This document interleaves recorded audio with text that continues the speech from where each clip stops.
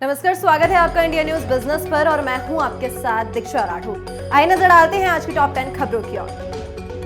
अगर आज आप सोना या चांदी खरीदने की सोच रहे हैं तो आपको बता दें कि आज सोने के दामों में हल्की तेजी है तो वहीं चांदी के दामों में नरमी देखी जा रही है। जी हां, एमसीएक्स पर सोने का भाव आज मामूली उछाल के साथ 60,727 रुपए के पास पहुंच गया है। इसकी कीमतों में आज 14 रुपए की मामूली तेजी दर्ज की गई है। वहीं दूसरी ओर चांदी की कीमत हल्की गिरावट के साथ 73,125 रुपए प्रति किलोग्राम पर ट्रेड कर रही है। इसकी कीमत 15 रुपए गिरी है। साथ ही इंटरनेशनल मार्केट की बात करें तो इंटरनेशनल स्पॉट मार्केट में सोने और चांदी की कीमतों में हल्की गिरावट देखने को मिल रही है। कॉमेक्स पर सोने का रेट $1984 प्रति औंस पर कारोबार कर रहा है और चांदी भी $23.78 प्रति औंस पर कारोबार कर रही है। हफ्ते के पहले कारोबारी दिन बाजार में सपाट कारोबार देखने को मिला। निफ्टी में करीबन 40 पॉइंट्स की कमजोरी देखने को मिली और आज निफ्टी 19,694 के लेवल पे जाके बंद हुआ।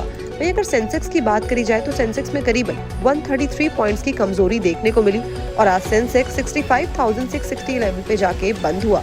अगर आज के टॉप गेनर्स और लूजर्स की बात करी जाए तो डिवीज लैब करीबन 2% की मजबूती के साथ आज का टॉप गेनर रहा। वहीं अडानी एंटरप्राइजेस करीबन 3% की कमजोरी के साथ आज का टॉप लूजर रहा।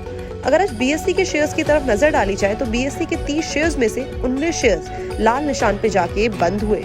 अहमदाबाद के नरेंद्र मोदी स्टेडियम में रविवार को वर्ल्ड कप 2023 के फाइनल में ऑस्ट्रेलिया ने भारत को 6 विकेट से हराकर वर्ल्ड कप अपने नाम कर लिया। वर्ल्ड कप के दौरान सट्टेबाजी का बाजार भी काफी गर्म रहा। लोगों ने जमकर पैसा लगाया था, जिससे कुछ सट्टेबाजों के बल्ले बल्ले हुई तो कुछ को तगड़ा नुकसान हुआ। रिपोर्ट्स के मुताबिक भारत और ऑस्ट्रेलिया के इस मैच पर सट्टेबाजों ने करीब 70,000 करोड़ रुपए का सट्टा लगाया था।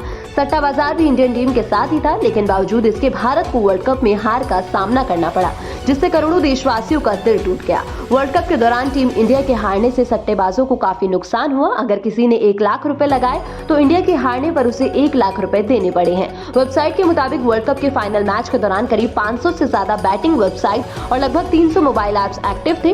वर्ल्ड कप के दौरान सट्टे के सारे रिकॉर्ड्स टूट गए। मैच में लगभग 70,000 करोड़ रुपए का सट्टा लगाया गया। इससे पहले भारत और पाकिस्तान के मैच में 40,000 करोड़ रुपए का सट्टा लगाया गया था।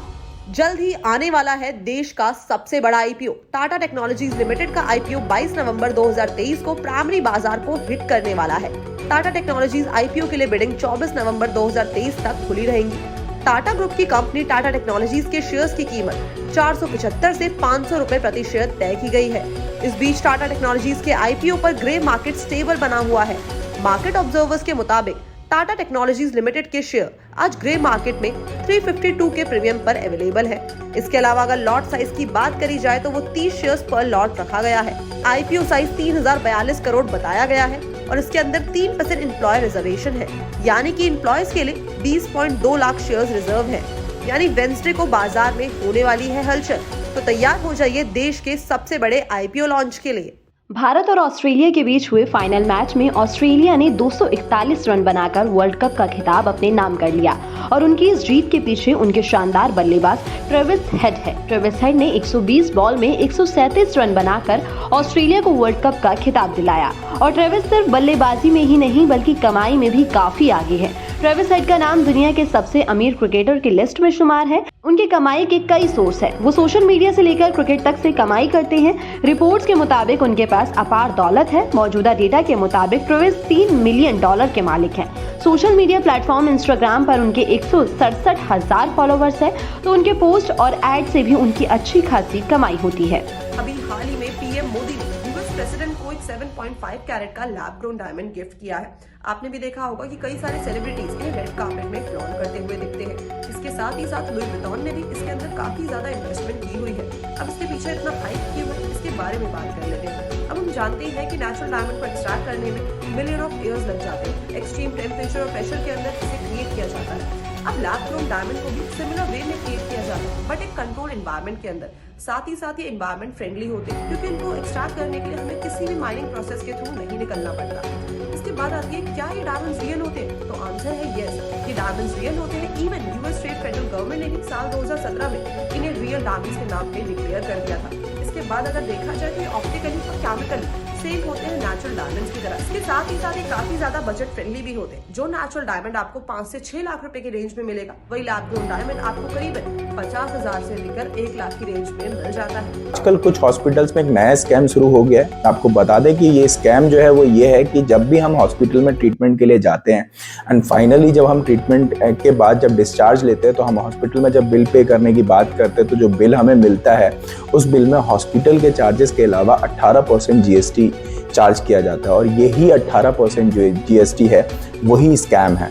बेसिकली आपको बता दें कि गवर्नमेंट के अकॉर्डिंग अगर आप एक हॉस्पिटल में एडमिटेड हैं और उसका रूम का किराया 5,000 रुपये से कम है तो उस पर कोई भी GST नहीं लगता है। सेकंड पॉइंट ये है कि अगर आप डॉक्टर का ट्रीटमेंट ले रहे हैं, डायग्नोसिस ले रहे हैं तो इस पर भी कोई GST नहीं लगता। हॉस्पिटल से जो मेडिसिन हमें दी जाती हैं उस पर 5% GST लगता है और कुछ कंज्यूमर्स चीज़ें होती हैं जो कि हम कंजप्शन पर्पज़ के लिए लेते हैं हॉस्पिटल पे से, तो उस पर 5% से लेकर 12% का GST लगता है। तो ये जो 18% का GST है ये हॉस्पिटल की तरफ से नया स्कैम है। गुड न्यूज आने वाली है। सेंट्रल गवर्नमेंट एम्प्लॉयज के लिए साल 2024 अच्छी खबर के साथ शुरू होगा। जल्द ही उनका DA बढ़कर 50% क्रॉस करेगा, जो कि अभी फिलहाल 46% है। बता दें कि DA में इजाफे के साथ ही कर्मचारियों का दूसरा भत्ता भी 3% बढ़ जाएगा, जिससे उनकी सैलरी में तगड़ा इजाफा होने की पूरी संभावना है। DA के अलावा सेंट्रल गवर्नमेंट एम्प्लॉयज को कई तरह के अलायंस मिलते हैं। इनमें से एक है हाउस रेंट अलायंस।